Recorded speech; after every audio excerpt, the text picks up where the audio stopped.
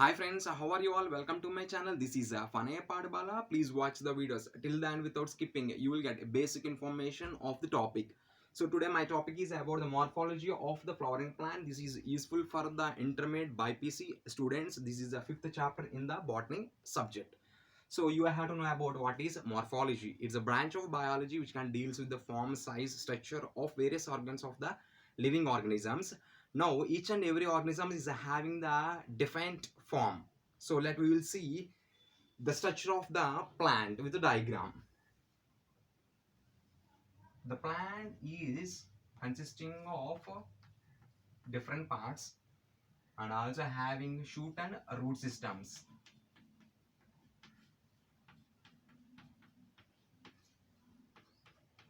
So this is the diagram of the plant. The plant is consisting of stem, leaves, roots, branches, flowers, and the fruits.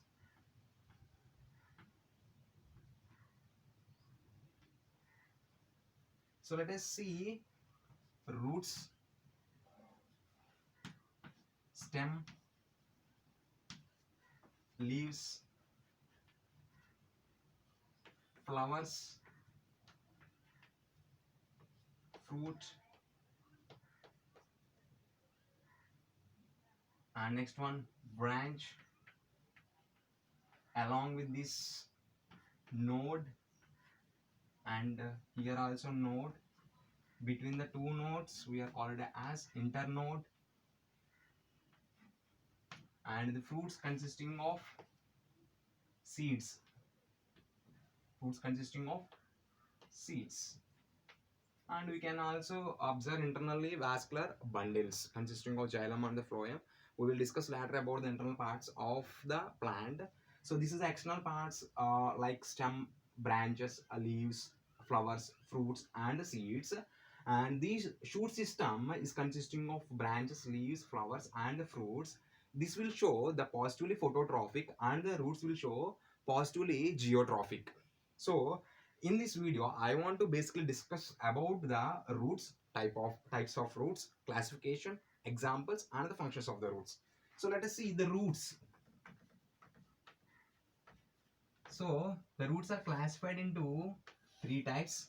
The first one is taproot,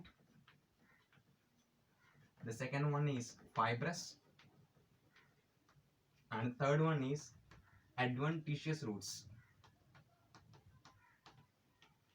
Adventitious roots. These taproots we will see in the dicot plants.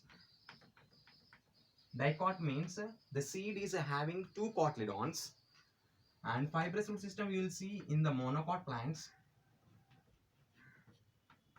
and the adventitious roots we can see both, means both monocot and the dicot. And these roots are developing from the radicle, and these roots are the primary root is developing from the radicle, but it is an short lived, and they will form a number of roots at the end of the stem. Okay. And as adventitious roots, these are developed from the different parts of the plants rather than the radicle. In the underground, these adventitious roots are arises from the nodes of the creeping stem. But in some plants, they are developing from the injury part or also ruptured part. Example like rose, sugarcane, and the bougainvillea. And if you see the examples like mango, custard apple, etc. And fibrous roots mostly grass plants, rice, wheat, etc. And this one monistra, beetle leaves plant, and also banyan tree, etc. So I want to show the examples now. So I want to show adventitious roots. This is one of the grass plant. See, here also root, here also root, and here also root. See, the stem is creeping like this, and it will form the adventitious roots at some parts. So this is the example of the adventitious roots. And If you see the tap root, this is a main root, and this is primary root, secondary roots, and the tertiary roots. And if you see the fibrous roots, so a bunch of roots are available at the end of the stem. So these are the examples of the taproot, fibrous roots, and the adventitious roots. If you see regions of root, regions of root. So if you see the structure of root,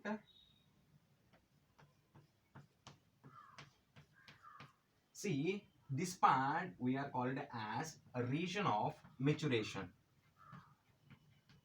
So here the epidermal cells form a delicate or the fine thread-like structure we are called as a root hairs. These root hairs which help in the absorption of the nutrients, minerals, and the water from the soil.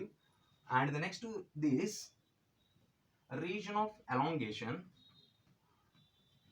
So here they undergo the enlargement, and also the length of the roots is increases because of this region is a root of elongation. And the next one is region of meristematic activity. So here the cells are very thin and consisting of dense protoplasm. So here the cells divides rapidly. And the next one is a root cap.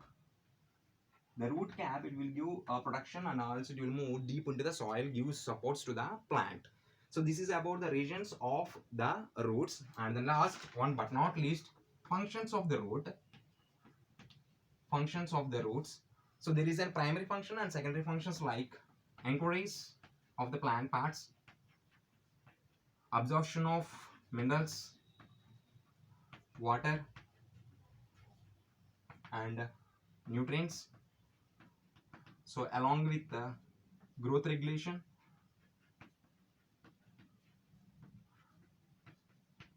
and also storage of reserve food,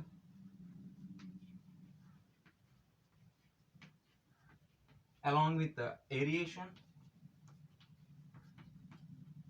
cleansing,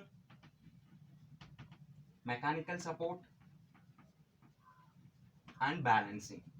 So this is about detailed information about the types of roots and the functions of roots along with the regions of the roots. This topic is comes under the morphology of the flowering plants. Regarding this topic, if you are having any doubt, you can comment it in the comment box. If you like this video, please subscribe my channel, like my channel, comment my channel. Give some suggestions in the form of comments. Have a nice day. Love you all. Take care and bye bye.